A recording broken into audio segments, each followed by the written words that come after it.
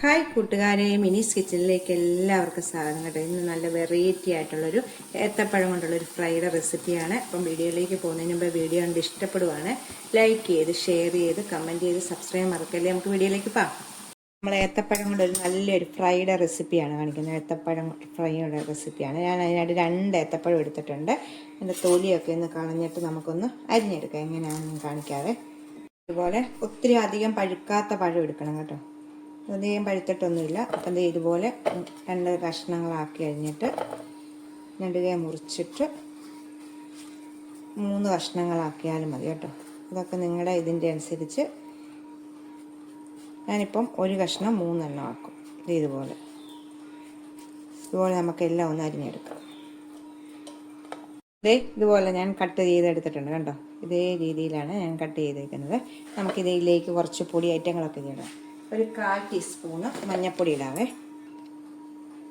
1/4 teaspoon മഞ്ഞൾപ്പൊടി. വെള്ളമയമേ ഇതിൽ പറ്റിക്കല്ലോ കേട്ടോ. ഞാൻ വെള്ളമൊന്നും ചേർത്തിട്ടില്ല. ഒരു 1/2 ടീസ്പൂണ് കാശ്മീരി മുളക് പൊടിയാണ്. കാശ്മീരി മുളക് പൊടി മഞ്ഞൾപ്പൊടി ഇട്ടു. ഒന്ന് ഇതിലേക്ക് ഇടുന്നത് 1/4 കപ്പ് റവയാണ് ഇടുന്നത് കേട്ടോ. 1/4 കപ്പ് റവയാണ്. 2 എണ്ണത്തിൻ്റെ അളവാണ് പറയുന്നത് കേട്ടോ. 1/4 കപ്പ്. 1.5 ടേബിൾ സ്പൂണ് അരിപ്പൊടി. സ്വല്പം ഒരു ഉപ്പ്, ഒരു പിഞ്ച് ഉപ്പിട്ടാൽ മതി കേട്ടോ. നമുക്ക് ഇതെല്ലാം ഇട്ട് ഉപ്പ് ഇട്ടിട്ട് ഇനി നമുക്ക് കൈ കൊണ്ട് തന്നെ, ഇത് വെള്ളമായി ഒന്നും ചേർക്കല്ലേ, നമ്മൾ കൈ കൊണ്ട് തന്നെ ഈ ഏത്തയ്ക്കയുടെ പഴത്തിൻ്റെ ഉള്ള നനവ് കൊണ്ടാണ് ഇത് നമുക്ക് ഇങ്ങനെ ഉണ്ടോ. നമ്മൾ ചിക്കനൊക്കെ വറുക്കാനായിട്ട് എടുക്കത്തില്ല അതേപോലെ നമ്മൾ മസാലയൊക്കെ അതിന് ചേർക്കും. പക്ഷേ ഇത് അങ്ങനെയൊന്നും ഇല്ലത്. ഇപ്പോൾ റവയെല്ലാം ഇതേ പിടിച്ച് വരും നല്ലോണം. നമുക്കിങ്ങനെ നല്ലോണം കോട്ട് ചെയ്തെടുക്കാവേ. വെള്ളമായി ഒന്നും ഇതേ പിടിക്കാതെ എടുക്കണം. ഇത് പ്ലേറ്റിലായിട്ട് മാറ്റിയിട്ട് നല്ലോണം ഇത് കോട്ട് ചെയ്ത് എടുത്തിട്ടുണ്ട് കേട്ടോ. ലാസ്റ്റ് ഞാൻ ഇച്ചിരി പൊടി ഉണ്ടാകും അത് ഇതിലേക്ക് ഇട്ടിട്ടുണ്ട്. ഇനി നമുക്കൊന്നും ഇല്ലാതെ ഉണ്ട് ഇതുപോലെ എടുത്ത് വെച്ചിട്ട് നമുക്ക് ഇത് ഫ്രൈ ചെയ്തെടുക്കണം. ഈസി ആയിട്ട് ഉണ്ടാക്കാൻ പറ്റുന്ന റെസിപ്പിയാണ് കേട്ടോ. അപ്പോൾ ഇതൊന്ന് ഫ്രൈ ചെയ്തെടുക്കട്ടെ. ഞാൻ ചീനച്ചട്ടി വെച്ചിട്ടുണ്ട്. അതിലേക്ക് എണ്ണ ഒഴിച്ച് കുറച്ച് എണ്ണ മതി കേട്ടോ. ഒന്ന് ചൂടാകട്ടെ നല്ലോണം ചൂടായിട്ടുണ്ട്. നമുക്കിനി ഇതിലേക്ക് കുറേശ്ശെ എടുക്കാം കേട്ടോ. അപ്പം ഞാൻ കുറേശ്ശെ എല്ലാം കൂടെ ഒന്നിച്ചിടാൻ പറ്റത്തില്ല.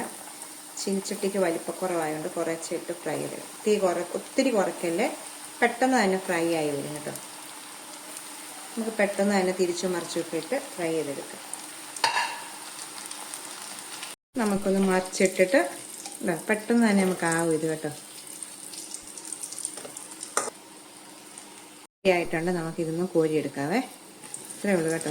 കണ്ടോ, സിമ്പിളായിട്ട് നമുക്ക് ഉണ്ടാക്കാൻ പറ്റുന്നൊരു റെസിപ്പിയാണ്. അപ്പം അടുത്തതും ഇതുപോലെ തന്നെ നല്ല ഒരു മുരാന്നിരിക്കും ഉണ്ടോ. ഇത് അടുത്തതും ഇതുപോലെ ഒന്ന് എടുക്കാം. ഞാൻ അടുത്തതും ഇട്ടിട്ടുണ്ട്. ഇതും എടുത്തിട്ടുണ്ട്. നമുക്ക് മൊത്തത്തിലൊന്ന് എടുക്കാം. ഫ്രൈ ചെയ്ത് മൊത്തം ഞാൻ വറുത്തെടുത്തിട്ടുണ്ട് കേട്ടോ. എല്ലാം ഞാൻ ഇതിലേക്ക് ഇടുവാണ്. കുറച്ചുകൂടെ ഉള്ളതാണ് ലാസ്റ്റ് കേട്ടോ. അല്ലാതെ വേണ്ട. എല്ലാം പെട്ടെന്ന് നമുക്ക് ഉണ്ടാക്കാൻ പറ്റുന്ന ഒരു ഏത്തയ്ക്കായ കൊണ്ടുള്ളൊരു ഫ്രൈ ആണ് ഉണ്ടാക്കുന്നത്. നല്ല സൂപ്പർ ടേസ്റ്റ് ആയിട്ടുള്ളൊരു ഫ്രൈ ആണ് കേട്ടോ. അപ്പോൾ എല്ലാവരും ഒന്ന് ട്രൈ ചെയ്ത് നോക്കണം. ടാറ്റാ.